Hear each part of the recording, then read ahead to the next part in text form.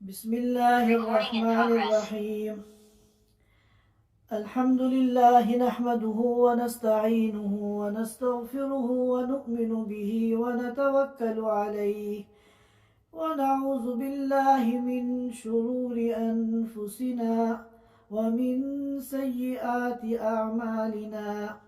من يهده الله فلا مضل له ومن يضلله فلا هادي له، ونشهد أن لا إله إلا الله وحده لا شريك له، ونشهد أن سيدنا وحبيبنا ومولانا محمدا عبده ورسوله صلى الله تعالى عليه وعلى آله وأصحابه وبارك وسلم تسليما كثيرا كثيرا. أما بعد، فأعوذ بالله من الشيطان الرجيم. محمد رسول الله والذين معه أشداء على الكفار رحماء بينهم، تراهم ركعا سجدا يبتغون فضلا من الله ورضوانا، سيماهم في وجوههم من أثر السجود، ذلك مثلهم في التوراة ومثلهم في الإنجيل كزرع أخرج شطأه فآزره فاستغلظ فاستوى على سوقه يعجب الزراع ليغيظ بهم الكفار. وعد الله الذين آمنوا وعملوا الصالحات منهم مغفرة وأجرا عظيما. صدق اللہ العظیم. حضرات سامعین کرام، محرم الحرام کا مہینہ چل رہا ہے اور آپ حضرات کو یہ بات معلوم ہے کہ اس مہینے کی 10 تاریخ میں یعنی عاشورہ کے دن سن 61 ہجری میں نواسۂ رسول سیدنا حضرت حسین رضی اللہ تعالی عنہ کو سرزمین کربلا میں انتہائی ظالمانہ اور سفاکانہ طریقے سے شہید کیا گیا تھا، اور اسی محرم الحرام کے اوائل میں سن 23 ہجری میں امیر المؤمنین حضرت عمر بن خطاب رضی اللہ تعالی عنہ کو فجر کی نماز پڑھاتے ہوئے مسجد نبوی کے اندر انتہائی دردناک طریقے سے شہید کر دیا گیا تھا. میں نے آپ حضرات سے وعدہ کیا تھا کہ حضرت عمر رضی اللہ تعالی عنہ کے کچھ حالات زندگی بیان کروں گا، کیونکہ حضرت عمر رضی اللہ تعالی عنہ کی زندگی ایسی ہے، ایسا ان کی جو زندگی ہے وہ ایسا روشن باب ہے کہ جب بھی ہم اس کو سنتے ہیں یا پڑھتے ہیں تو ہمارا دل روشن ہوتا ہے، اور ان کے حالات زندگی سے ہمیں بہت کچھ سیکھنے کو ملتا ہے، ہماری بہت کچھ اصلاح ہوتی ہے اور ہماری آنکھیں کھلتی ہیں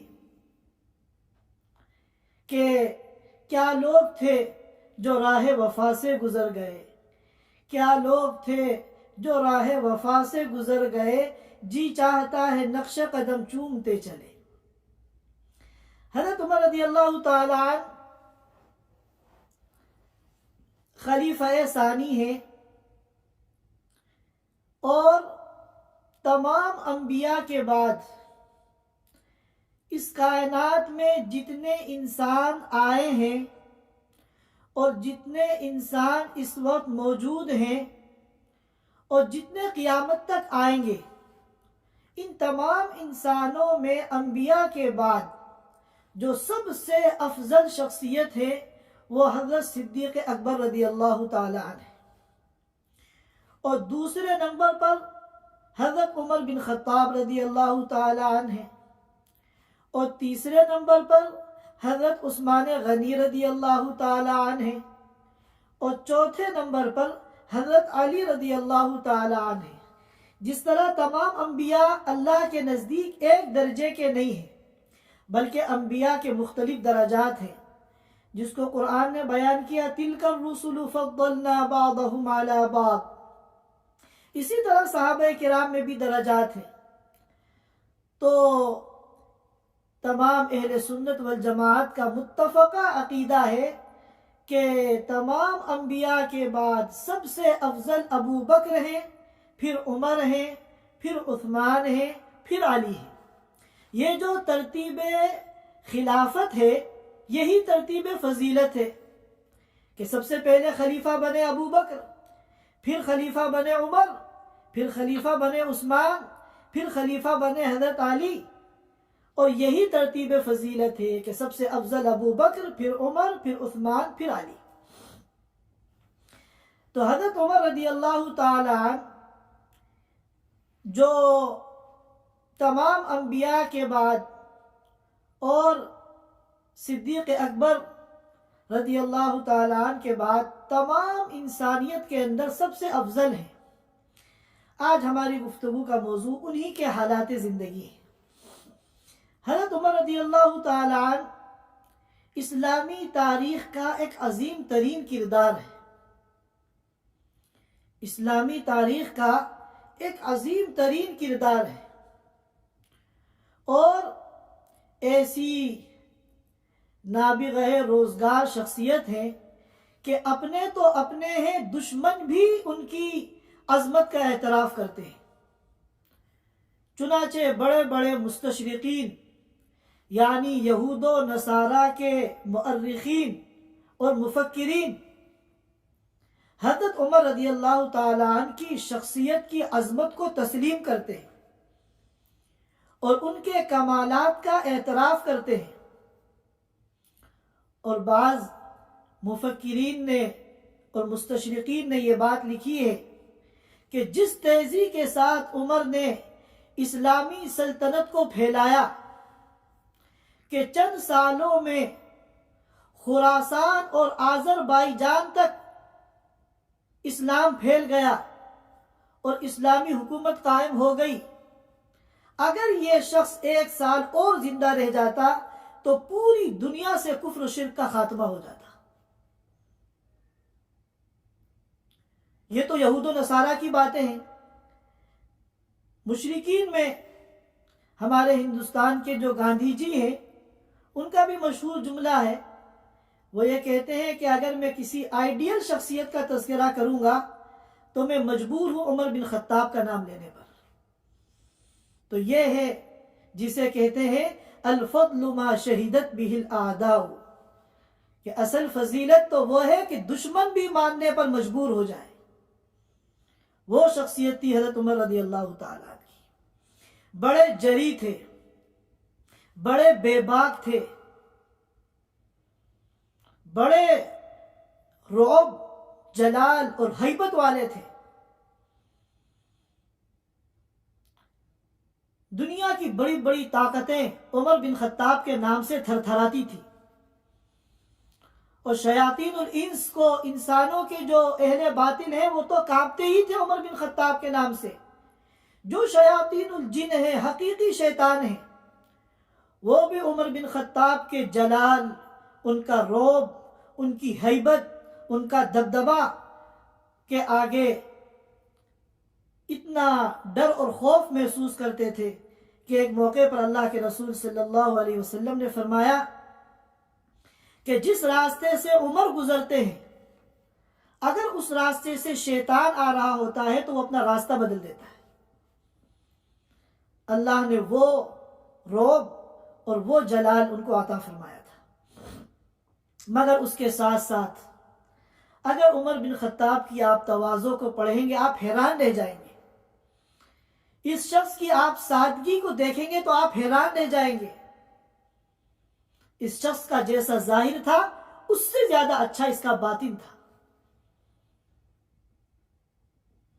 ان کا نام تو عمر ہے، اور چونکہ خطاب کے بیٹے ہیں اس لیے بن خطاب ان کی کنیت ہے، اور فاروق یہ اللہ کے رسول کا دیا ہوا ان کو لقب ہے۔ فاروق کا مطلب الذی یفرق بین الحق والباطل، جو حق اور باطل کے درمیان دودھ کا دودھ اور پانی کا پانی کر دے، وہ فاروق ہے۔ اور یہ لقب حضرت عمر بن خطاب رضی اللہ تعالیٰ عنہ کو اللہ کے رسول صلی اللہ علیہ وسلم نے دیا۔ چنانچہ ہم کبھی حضرت عمر کہتے ہیں، کبھی عمر بن خطاب کہتے ہیں، کبھی فاروق اعظم کہتے ہیں، یہ سب ایک ہی شخصیت کے مختلف نام ہیں۔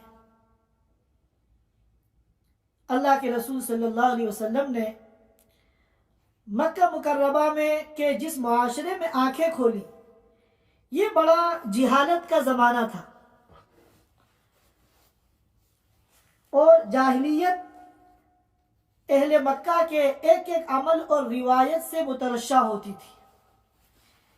اس جاہلیت کے دور میں بھی پورے مکے کے اندر پڑھے لکھے لوگ جن کو لکھنا اور پڑھنا آتا تھا وہ گنے چنے تھے، اور ان چند لوگوں میں حضرت عمر بن خطاب رضی اللہ تعالی عنہ بھی تھے۔ ان کو بھی لکھنا اور پڑھنا آتا تھا۔ باقی پورا مکے کا معاشرہ وہ امی تھا، حتیٰ کہ اللہ کے رسول صلی اللہ علیہ وسلم بھی امی تھے، آپ کو لکھنا پڑھنا نہیں آتا تھا۔ یہی تو وجہ ہے جب پہلی مرتبہ وحی لے کر غار حرا میں جبریل امین آتے ہیں اور فرماتے ہیں اقرأ بسم ربک الذی خلق، اے محمد پڑھیے، تو آپ فرماتے تھے ما انا بقاری، کہ میں تو امی ہوں، ان پڑھ ہوں، مجھے پڑھنا نہیں آتا۔ لیکن یاد رکھیے، ساری دنیا کے لیے امی ہونا یعنی لکھنے پڑھنے پر قادر نہ ہونا یہ عیب ہو سکتا ہے، لیکن اللہ کے رسول صلی اللہ علیہ وسلم کی شان میں یہ عیب نہیں ہے، بلکہ آپ کا امی ہونا آپ کی عظمت کو دوبالا کرتا ہے، کیونکہ فی نفسی ہی لکھنا پڑھنا یہ کوئی بہت بڑا کمال نہیں ہے۔ اس کی اہمیت تو اس وجہ سے ہے کہ لکھنا اور پڑھنا یہ علم کا ذریعہ ہے۔ جس کو لکھنا پڑھنا آئے گا وہ علم حاصل کرے گا اور جہالت کے اندھیرے سے نکل جائے گا، اور جس کو لکھنا پڑھنا نہیں آتا وہ علم حاصل نہیں کر سکتا، کیونکہ یہ علم کا ذریعہ ہے، تو وہ جہالت کے اندھیرے میں رہے گا۔ اللہ تعالیٰ نے آپ کو امی تو رکھا، لیکن آپ کو علم کا وہ مقام عطا فرمایا کہ ساری انسانیت کے علم کو اللہ کے رسول صلی اللہ علیہ وسلم کے علم کے آگے جو نسبت ہے وہ ایسی ہے جیسے سمندر کے آگے ایک قطرہ۔ اور اگر آپ لکھنا پڑھنا جانتے تو بہت سے لوگ یہ کہہ دیتے یہ پڑھے لکھے آدمی ہیں، انہوں نے خود ہی قرآن لکھ دیا ہے، لیکن اللہ کی مصلحت کا تقاضا یہ تھا کہ اللہ نے آپ کو لکھنا پڑھنا نہیں سکھایا تاکہ کوئی بھی آپ کی وحی پر شک نہ کر سکے۔ بہرحال یہ بات تو ضمناً آ گئی۔ اللہ کے رسول صلی اللہ علیہ وسلم سے ایک مرتبہ پوچھا گیا کہ آپ کو سب سے زیادہ محبت کس سے ہے؟ تو آپ نے فرمایا کہ عائشہ، ام المومنین حضرت عائشہ رضی اللہ تعالی عنہ سے۔ تو سوال کرنے والے نے پوچھا نہیں مردوں میں کس سے محبت ہے؟ تو آپ صلی اللہ علیہ وسلم نے فرمایا کہ ابو بکر سے۔ پھر پوچھا کہ ان کے بعد کس سے ہے؟ تو آپ صلی اللہ علیہ وسلم نے فرمایا کہ عمر بن خطاب سے۔ حضرت عمر رضی اللہ تعالیٰ عنہ پورے قرآن کے حافظ تھے۔ جس دن سے اسلام میں داخل ہوئے انہوں نے قرآن حفظ شروع کیا، اور اللہ کے رسول صلی اللہ علیہ وسلم کے انتقال پرملال تک انہوں نے اپنے حفظ کو مکمل کر لیا۔ جو جو آیتیں نازل ہوتی رہیں وہ ان کو حفظ کرتے رہے، یہاں تک کہ جب آپ صلی اللہ علیہ وسلم کے اس دنیا سے جانے کا وقت آیا تو عمر بن خطاب پورے قرآن کے حافظ ہو چکے تھے۔ اسی طرح حضرت عمر بن خطاب نے تمام غزوات کے اندر شرکت کی، یعنی وہ تمام جنگیں جن میں حضور پاک صلی اللہ علیہ وسلم بنفس نفیس شریک ہوئے، پورے مؤرخین اسلام کا اس پر اتفاق ہے کہ عمر بن خطاب نے تمام غزوات میں 100% شرکت کی ہے. کوئی ایک غزوہ بھی ایسا نہیں تھا جس میں ان کی شرکت نہیں ہو پائی ہو.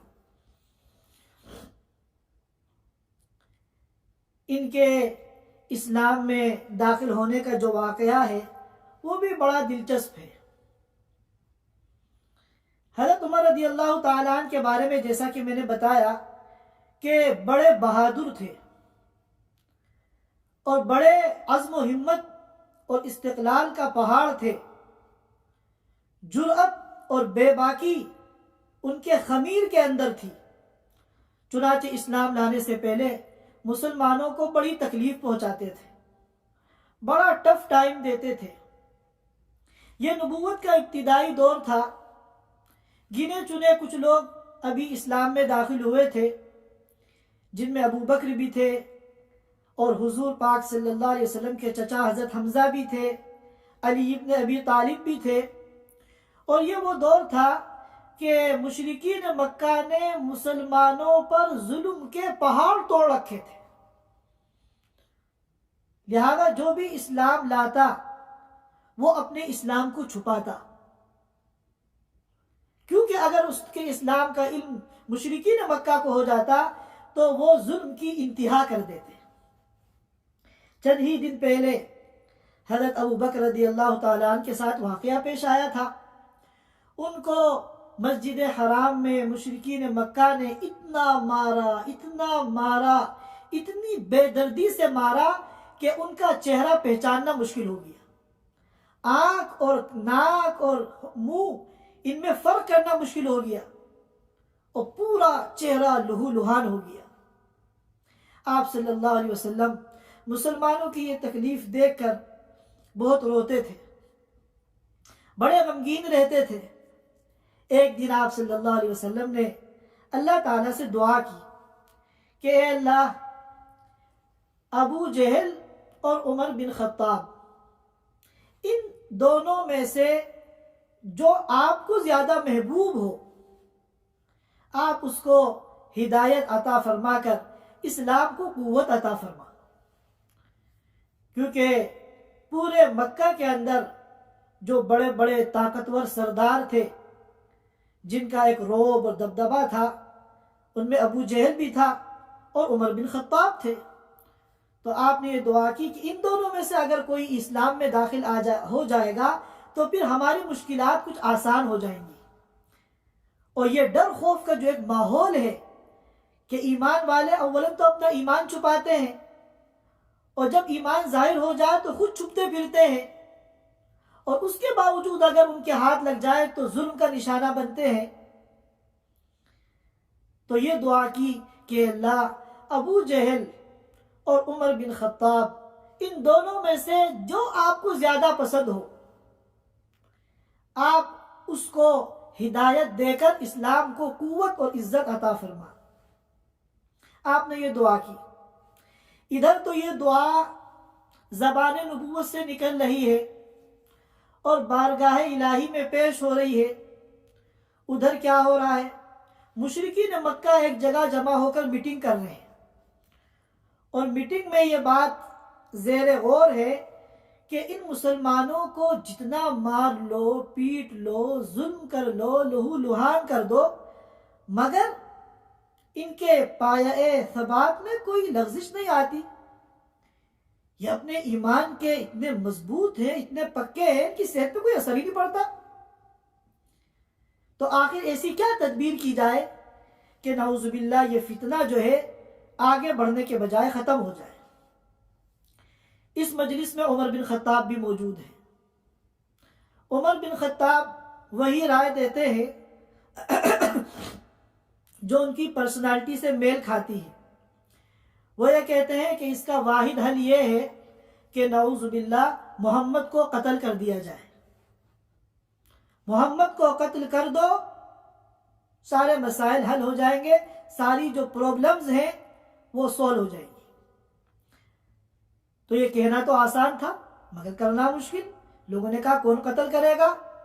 اور جو بھی قتل کرے گا وہ پھر ان کے قبیلے سے بنو عبد المطلب اور بنو ہاشم کے عتاب سے کیسے بچے گا؟ حضرت عمر رضی اللہ تعالیٰ عنہ نے کہا کہ میں قتل کروں گا، اور ننگی تلوار ہاتھ میں لے کر حضور صلی اللہ علیہ وسلم کو قتل کرنے کے لیے عمر نکل گئے۔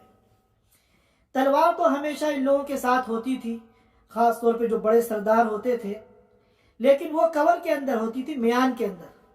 لیکن اگر قتل و قتال کے لیے اگر جا نکلے ہیں تو پھر تلوار ننگی ہوتی تھی۔ ننگی تلوار اگر لے کر کوئی سردار نکل رہا ہے تو یہ خطرے کی نشانی ہے، اس کا مطلب یہ ہے کہ ارادے خطرناک ہیں۔ جب عمر بن خطاب حضور صلی اللہ علیہ وسلم کو نعوذ باللہ قتل کرنے کے لیے نکلے تو راستے میں نعیم بن عبداللہ ان کو ملے۔ یہ ایک صحابی تھے، لیکن انہوں نے اپنے اسلام کو چھپا رکھا تھا۔ انہوں نے جب دیکھا کہ عمر بن خطاب ننگی تلوار لے کر تیزی کے ساتھ جا رہے ہیں اور ان کے چہرے پر غصے کے آثار ہیں، تو ان کا ماتھا ٹھنک گیا اور وہ سمجھ گئے کہ کوئی گڑبڑ ہے۔ انہوں نے حضرت عمر بن خطاب کو راستے میں روکا اور پوچھا اینا ترید، کہاں کا ارادہ ہے؟ کس ارادے سے اس طرح ننگی تلوار لے کر آپ نکلے ہیں؟ تو حضرت عمر نے کہا کہ میں اس بددین کو نعوذ باللہ محمد صلی اللہ علیہ وسلم کو قتل کرنے جا رہا ہوں جس نے پورے مکے کے اندر فتنہ پھیلا رکھا ہے اور ہمارے اندر تفریق پیدا کر دی ہے اور ہمارے معبودوں کو برا بھلا کہا ہے۔ تو انہوں نے روکنے کی کوشش کی، کیونکہ یہ اندر سے صحابی تھے، ایمان لا چکے تھے، نعیم بن عبداللہ، لیکن اپنے ایمان کو ظاہر نہیں کر سکتے تھے ورنہ پہلے گردن ان کی جاتی۔ تو انہوں نے کہا کہ تم قتل تو کر دو گے، مگر یہ بنو ہاشم بنو عبد المطلب سے تم کیسے نمٹو گے؟ تو انہوں نے کہا مجھے اس کی کوئی پرواہ نہیں، میں نمٹ لوں گا، اور مجھے تو قتل کرنا ہے محمد کو۔ جب انہوں نے نعیم بن عبداللہ نے دیکھا کہ یہ تدبیر تو کارگر نہیں ہوئی اور عمر اپنے ارادے سے پیچھے ہٹنے کے لیے تیار نہیں ہے، تو انہوں نے پھر ان کا دھیان بھٹکانے کے لیے دوسری بات کہی، کہا کہ محمد کو تو تم بعد میں دیکھنا، پہلے اپنے گھر کی فکر کرو، تمہاری بہن اور تمہارے بہنوئی اسلام میں داخل ہو چکے ہیں۔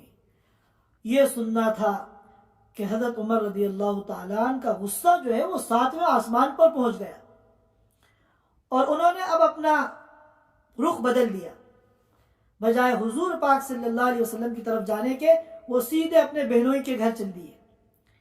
وہاں جب پہنچے اور دروازہ کھٹکھٹایا اور اندر والوں کو پتا چلا کہ عمر بن خطاب باہر کھڑے ہیں، ننگی تلوار ان کے ہاتھ میں ہے اور چہرہ غصے کی وجہ سے سرخ ہے۔ گھر کے اندر ان کے بہنوئی سعید بن زید رضی اللہ تعالیٰ عنہ جو عشرہ مبشرہ میں سے ہیں، اور ان کی بہن، یہ دونوں حضرت خباب رضی اللہ تعالیٰ عنہ سے قرآن پڑھ رہے تھے۔ حضرت خباب کو تو جیسے پتہ چلا وہ تو چھپ گئے، لیکن حضرت عمر رضی اللہ تعالیٰ نے اندر داخل ہونے کے بعد پوچھا کہ تم لوگ کیا پڑھ رہے تھے، یہ باہر آواز کیسی آ رہی تھی؟ تو انہوں نے کہا نہیں، کوئی ایسی چیز نہیں ہے، ہم تو آپس میں باتیں کر رہے تھے۔ اور قرآن کا نسخہ جو جلدی میں باہر کھلا رہ گیا تھا، فوراً جو ہے انہوں نے حضرت عمر کی ہمشیرہ نے بہن نے اس کو چھپا لیا۔ حضرت عمر رضی اللہ تعالیٰ عنہ نے کہا مجھے سب پتا ہے، تم لوگ بددین ہو چکے ہو۔ اور پھر انہوں نے جو ہے اپنے بہنوئی سعید بن زید کو مارنا شروع کیا اور ان کو اٹھا کے زمین پہ پٹکا اور پٹک کر ان کے سینے کے اوپر بیٹھ گئے۔ ان کی بہن نے آ کے بچانا چاہا تو حضرت عمر نے ایسا زور کا چانٹا ان کے منہ پہ مارا کہ ان کے چہرے سے خون نکلنے لگا اور ان کی بہن کا چہرہ جو ہے خونم خون ہو گیا۔ اور پھر کہا کہ حضرت عمر کی بہن نے، کیا اس وجہ سے کہ ہم ایک اللہ کو ماننے والے ہیں کیا تم ہمیں جان سے مار دو گے؟ اب حضرت عمر رضی اللہ تعالیٰ عنہ نے جب صورتحال پہ غور کیا کہ بہنوئی کے سینے کے اوپر وہ چڑھ کر بیٹھے ہوئے ہیں اور بہن کا چہرے سے خون بہہ رہا ہے، تو ان کا دل نرم ہوا۔ انہوں نے کہا کہ اچھا لاؤ وہ کلام کہاں ہے جو تم لوگ پڑھ رہے تھے؟ ان کی بہن نے کہا کہ نہیں، تم ناپاک ہو، تم اس کلام کو بغیر غسل کے ہاتھ نہیں لگا سکتے۔ حضرت عمر رضی اللہ تعالیٰ عنہ کو اور تعجب ہوا کہ یہ جو میری بہن ہے اس کی تو ٹون ہی بدل گئی، مجھ سے اس طرح بات کر رہی ہے۔ لیکن انہوں نے کہہ دیا لا یمسہ الا المطہرون، بغیر پاکی کے تم اس کو ہاتھ نہیں لگا سکتے اور تم ناپاک ہو، نجس ہو۔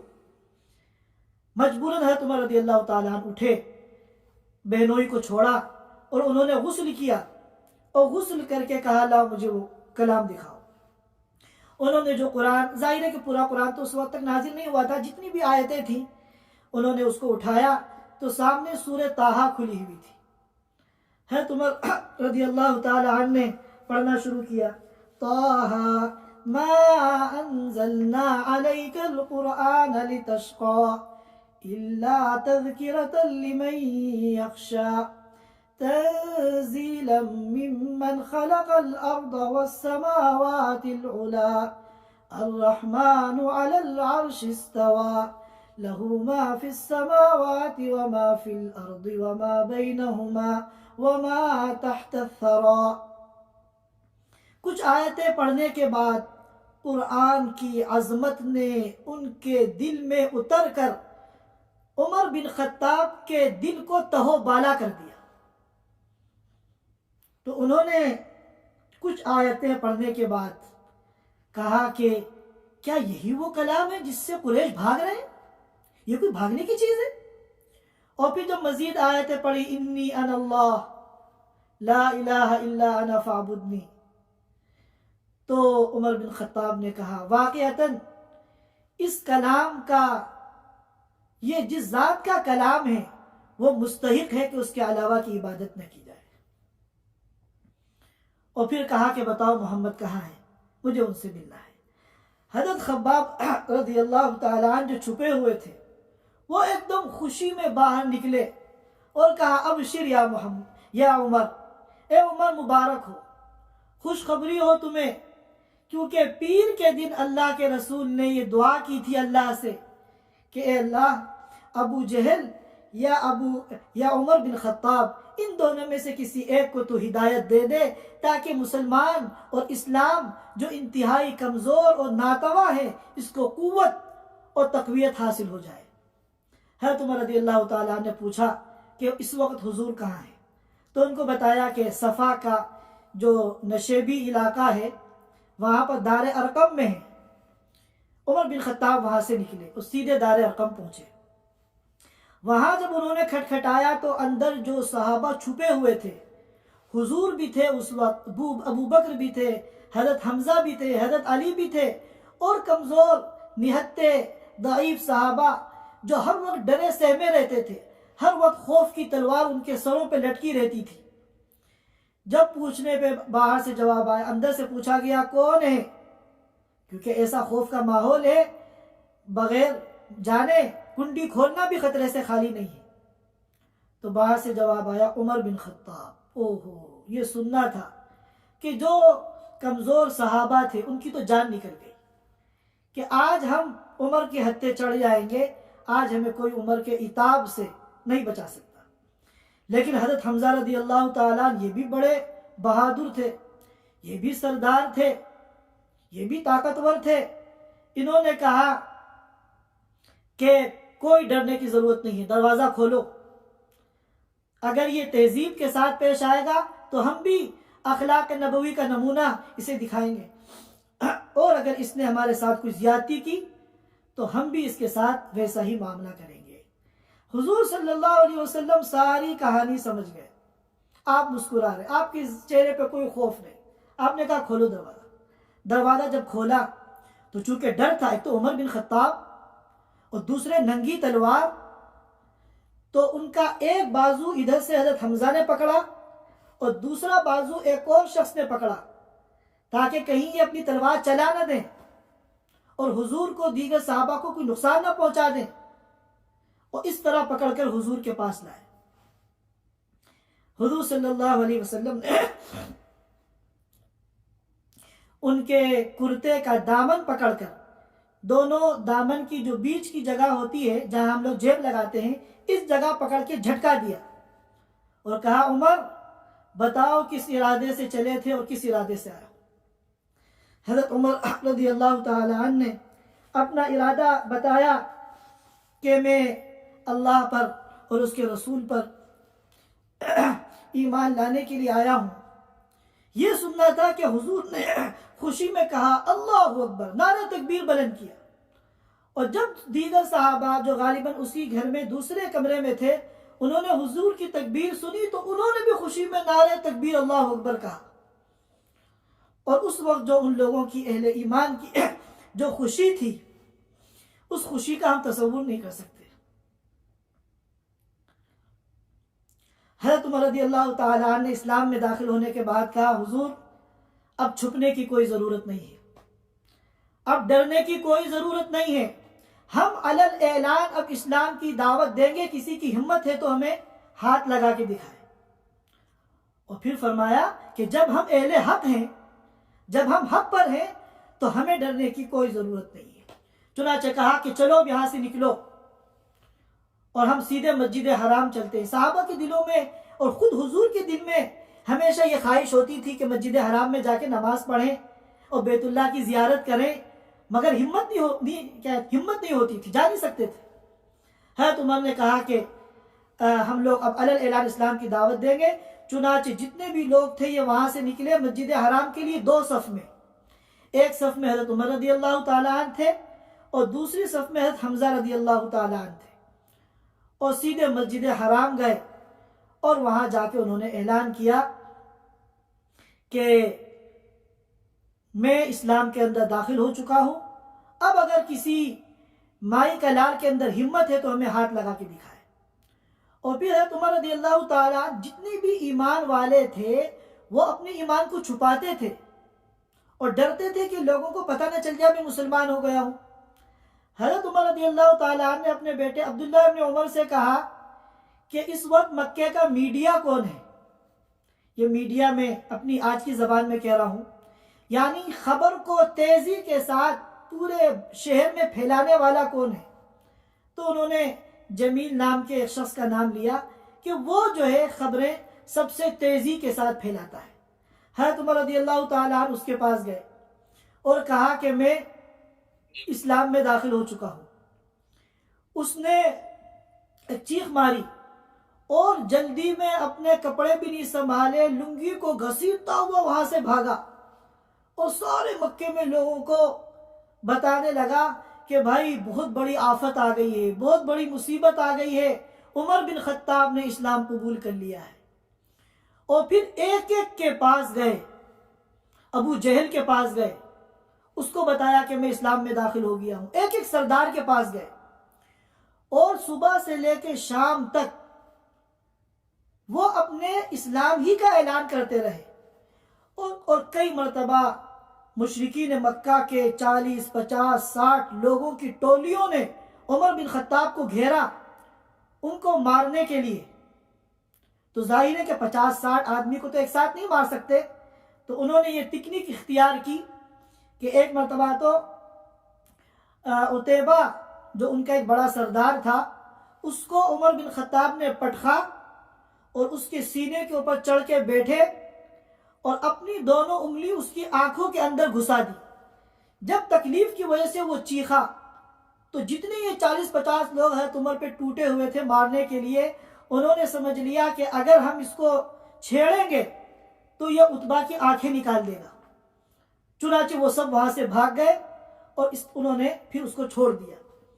اسی طرح شام تک کئی مرتبہ ان لوگوں نے گھیرا حضرت عمر کو مارنے کے لیے، اور حضرت عمر رضی اللہ تعالیٰ عنہ ان کے کسی بڑے ایک سردار کو پکڑ لیتے، اس کو پٹک کے اس کے اوپر بیٹھ کے اس کو مارنا شروع کر دیتے، مجبوراً سب جو ہے وہاں سے پھر بھاگ جاتے۔ اور یہ بھی ایک تاریخ ہے کہ جب ہجرت کر کے سب لوگ وہاں سے جا رہے تھے مکے سے مدینے، تو ہر ایک چھپ کے ہجرت کرتا تھا، اور اگر مشرکین مکہ کو پتہ چل جاتا تھا کہ فلاں ہجرت کر کے جا رہا ہے تو وہ اس کا پیچھا کرتے تھے، اس کو مارتے تھے، سخت سے سخت سزائیں دیتے تھے۔ لیکن حضرت عمر رضی اللہ تعالیٰ عنہ واحد شخص تھے جنہوں نے علل اعلان ہجرت کی، ڈنکے کی چوٹ ہجرت کی، اور دن دھاڑے انہوں نے ہجرت کی۔ سب سے پہلے مسجد حرام گئے، بیت اللہ کا طواف کیا۔ مشرکین مکہ الگ الگ ٹولیوں میں وہاں بیٹھے ہوئے تھے، کسی سے متاثر نہیں ہوئے، اور پھر مقام ابراہیم کے پاس نماز پڑھی، اور پھر ایک ایک حلقے میں جا کے کہا کہ میں ہجرت کر رہا ہوں، مدینے جا رہا ہوں۔ اگر تم میں سے کوئی یہ چاہتا ہے کہ اس کی ماں اس پر روئے اور اس کی اولاد یتیم ہو جائے اور اس کی بیوی جو ہے بیوہ ہو جائے تو آئے وہ مجھے روک کے دکھائے۔